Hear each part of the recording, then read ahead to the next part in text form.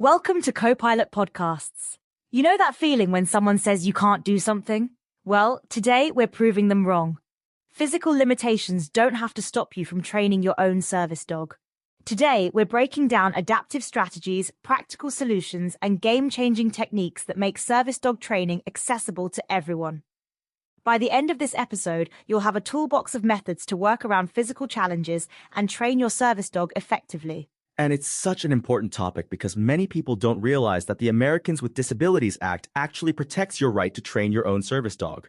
You don't need any special certification or professional training program. Wait, really? No certification required? That's right. The ADA specifically states that people with disabilities have the right to train their own service dogs.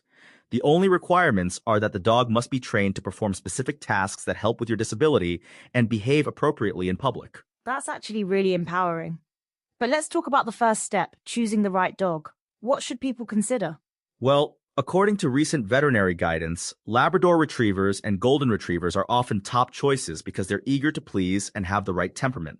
But here's something interesting. Standard poodles are actually excellent candidates too. Poodles? Really? I always thought of them as these fancy show dogs. They're actually one of the most intelligent dog breeds in the world. Plus, their hypoallergenic coat is a huge bonus for handlers with allergies. They're incredibly trainable and have the right size and strength for mobility assistance. That's fascinating. You know, it reminds me of how service dogs first started. Did you know they were initially used for mobility assistance after World War I? Yes. In Germany, they trained dogs to help veterans with mobility impairments. It really shows how long we've known about the potential of dogs to assist with physical limitations. But let's get practical. What are some adaptive strategies for people who might have difficulty with traditional training methods? One of the most effective adaptations is using clicker training with modified equipment. For people with limited hand mobility, there are adaptive clickers that can be operated with minimal finger strength. That makes sense. But what about treating? That can be challenging with limited mobility. There are actually some amazing technological solutions now.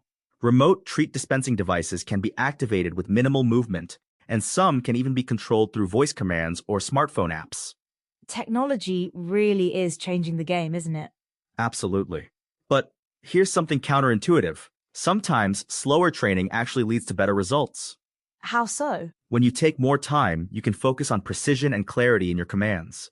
This actually helps the dog understand tasks better and can reduce the need for physical corrections or repetitive movements. That's really interesting.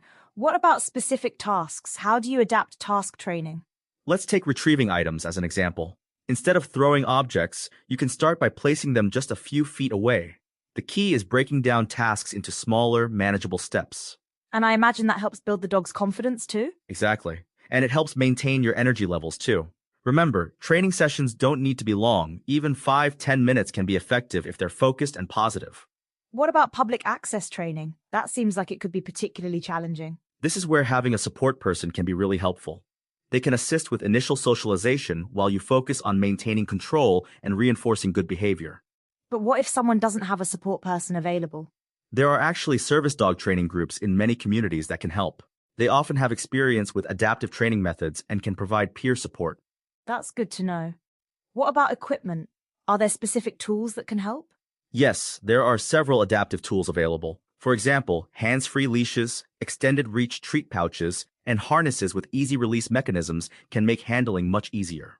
And what about the actual training process? How long should people expect it to take? According to recent data, it typically takes between 6 months to 2 years for full service dog training. But remember, that's just an average. Everyone's journey is different. That's quite a range. What factors affect the timeline? The dog's age and temperament, the complexity of tasks needed, and the handler's ability to maintain consistent training all play a role. But here's the key. It's not a race. Right, and I imagine rushing could actually be counterproductive? Absolutely. Taking the time to establish solid foundations means fewer corrections needed later, which is especially important when you have physical limitations. Let's talk about some specific challenges. What about days when someone's physical limitations are particularly challenging? This is where having a variety of training methods becomes crucial. On high-energy days, you might work on new skills. On more challenging days, focus on reinforcing known behaviors or mental stimulation exercises.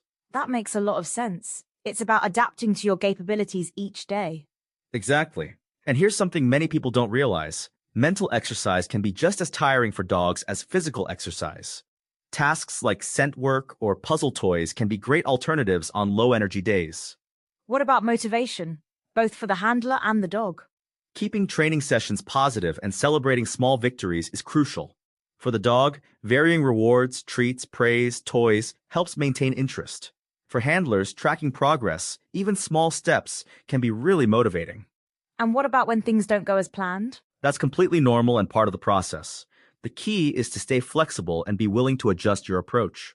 Sometimes what seems like a setback can actually lead to discovering better methods. Can you give an example? Sure.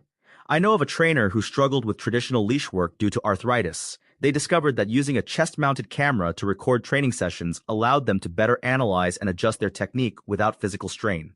That's really creative. It's about finding what works for you, isn't it? Exactly. And sometimes these adaptations end up being better than traditional methods. That's why it's so important to share experiences within the service dog community.